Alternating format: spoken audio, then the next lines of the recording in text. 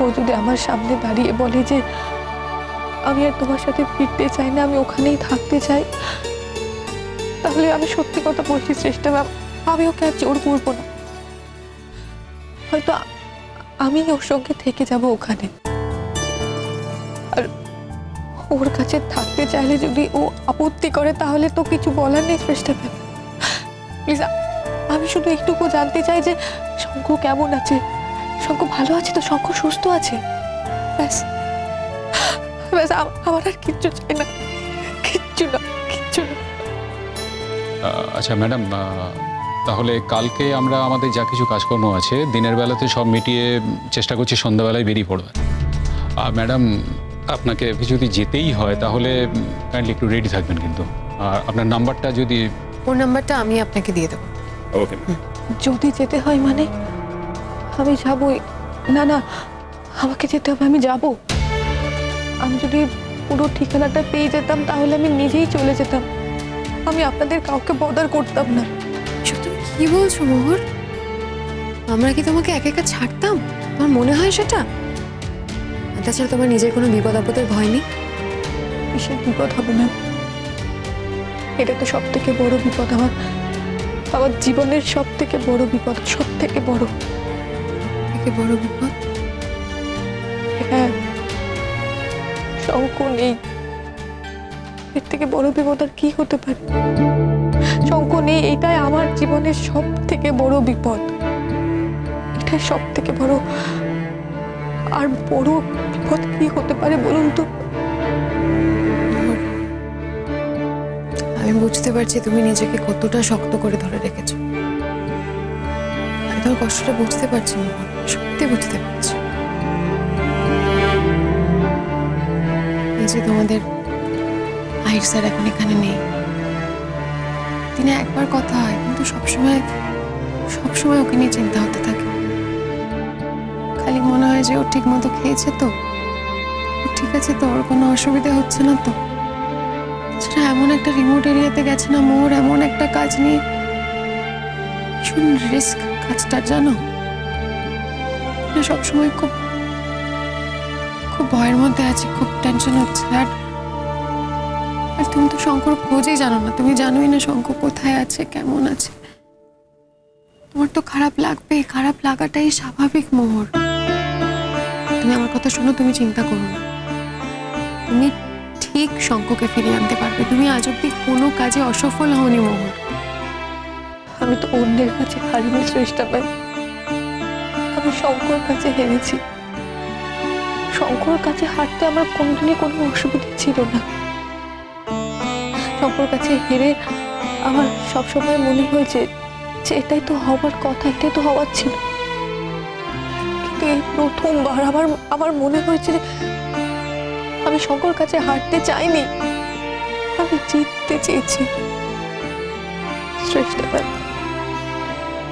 সব থেকে বড় কথা হলো শঙ্খ আমাকে হারিয়ে দিয়ে চলে গেছে। সব আমার জন্য, সব আমার অসুখের জন্য। অসুখ তো কারোর হাতে থাকে না, শঙ্খ এইটুকু বুঝতে পারলো না। ও এত কিছু বোঝে কিন্তু এইটুকু বুঝতে পারলো না কেন? ও আমার অসুখটাকে কনসিডার কেন করতে পারলো না শ্রেষ্ঠা ম্যাম?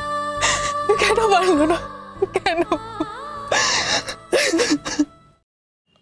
আচ্ছা ম্যাম, আমি তাহলে আজকে আসি, মানে যা হচ্ছে আমি ওভার ফোন আপনাদের জানাচ্ছি।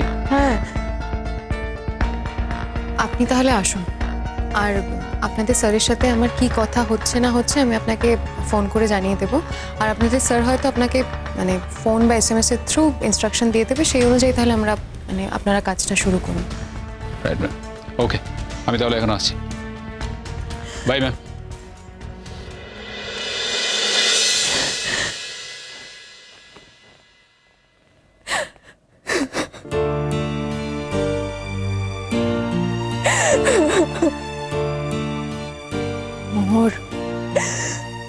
মোহর এরকম করে না। আচ্ছা তুমি বলো তো, ভালোবেসে যদি একাধবার কষ্ট নাই পেলে তাহলে সেই ভালোবাসাটা পূর্ণতা পাবে কি করে? তাই বলে এত কষ্ট, এত দেখবে মোহর, এই কষ্টের পরে না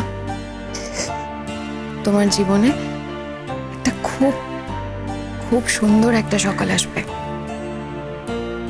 যে সকালে কোনো মালিন্য থাকবে না, কোনো ধুলোবালি থাকবে না।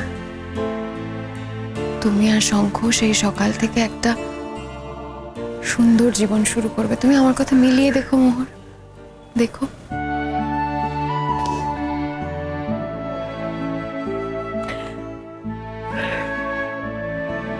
তাহলে আমি আসছি, দিদিকে গিয়ে জানাতে হবে, শঙ্কর মা বাবাকে গিয়ে জানাতে হবে। ওনারা যদি আমার সঙ্গে যেতে চান আমি আসছি। মোহর, বলছিলাম যে তুমি চাইলে আমিও কিন্তু যেতে পারি, আমার কিন্তু কোনো অসুবিধা নেই।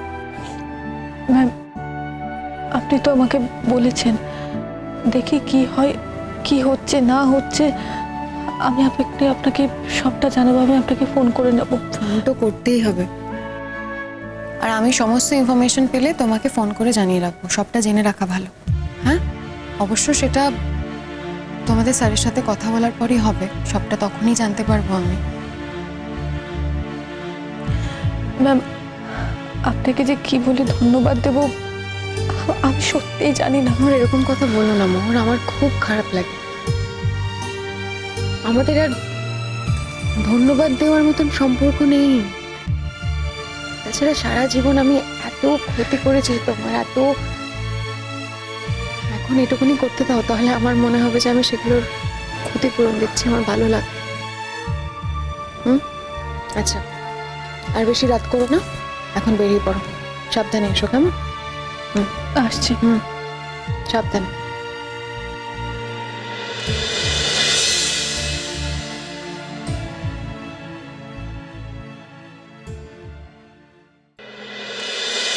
ওই যে ফুলমণিকে দেখছো, ওর সঙ্গে যার বিয়ে হবে তুমি তো তাকে জেনে গেছো এর মধ্যে।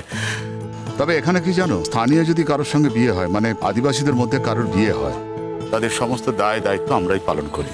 পুরোটা পালন করি বলে ভুল হবে, মানে ওদের বিয়ের যা ব্যবস্থা করা কাজকর্ম দায়িত্ব সেগুলো আমরা পালন করি, আর খরচ আসে অন্য জায়গা থেকে। গুরুজি, যদি আপনি আদেশ দেন তাহলে একটা কথা বলতে চাই। এত সংকোচ করছো কেন? বলো না কি বলবে, তুমি তো ইতিমধ্যে আমাদের মধ্যে একজন হয়ে গেছো, বলো কি বলতে চাও। বলছিলাম যে ওদের বিয়ের খরচটা যা খরচ হয় সেটা যদি আমি বহন করি তাহলে আমার খুবই ভালো লাগতো। তাহলে আমাকে একজনের সঙ্গে কথা বলতে হবে, তার সঙ্গে কথা বলতে হবে, মানে এতকাল যিনি এই দায়িত্ব পালন করে এসেছেন তার সঙ্গে একবার কথা বলতে হবে। আশা করি উনি অখুশি হবেন না। তবে আমি বলি কি, পুরো খরচটা না দিয়ে তুমি কিছু খরচটা দিতে পারো। বেশ, তাহলে তাই হোক। আমার খুব ভালো লাগবে। তাহলে আমার মনে হবে যে আমি এই আশ্রম, এইখানকার মানুষদের জন্য কিছু কাজ করতে পারছি, আমি তাদের সঙ্গে আপন হতে পারছি। তা গুরুজি, আর একটা কথা ছিল, প্রশ্ন। মানে আগের দিন যে ভদ্রমহিলাকে দেখলাম, যিনি খুব ভালো নাচছিলেন, ওনাকে তো সবাই মিলে ধরে ঘরে বন্দি করে দিলেন। তো ওনার কি কোনো মানসিক সমস্যা আছে? না, যদি থাকে তাহলে তার চিকিৎসা করা যায়। আপনারা কি কোনো চিকিৎসা ব্যবস্থা করিয়েছেন? চিকিৎসা করিয়েছেন ওনাকে? অনেক চিকিৎসা করা হয়েছে, উনি ভালো হন। কিন্তু এখন তো অনেক নতুন নতুন চিকিৎসা বেরিয়েছে। ওনার সমস্যাটা কোথায়?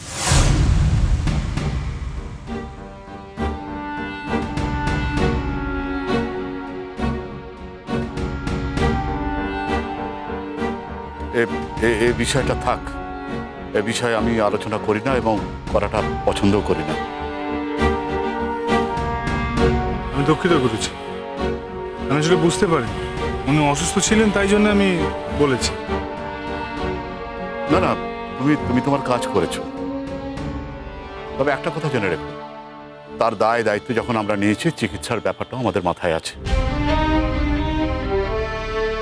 চিকিৎসার কথাটা আমরা ভুলিনি, প্রয়োজন মতো ওকে চিকিৎসা দেওয়াও হয়েছে। বাকি যে চিকিৎসা দেওয়া সম্ভব যাতে উনি সুস্থ হয়ে উঠতে পারেন, সেটা আমাদের সীমার মধ্যে নেই।